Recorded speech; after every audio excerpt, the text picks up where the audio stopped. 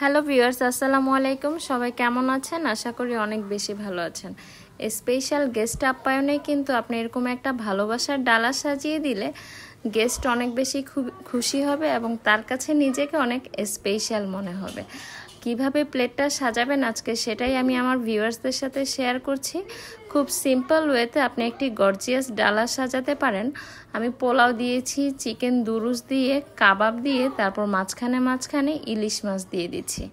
তারপর সুন্দর করে গাজর এবং চিংড়ি মাছ দিয়ে সাজিয়ে নিচ্ছি। তার মাঝখানে আমি কিছু সিদ্ধ ডিম দিয়ে দিব। দেখতেই পাচ্ছেন কতটা কালারফুল আর কতটা সুন্দর লাগছে। এরকম একটা যদি ডালা আপনার গেস্ট আপ্যায়নের মাঝখানে থাকে, বুঝতেই পারছেন কতটা ভিআইপি আপ্যায়ন মনে হবে।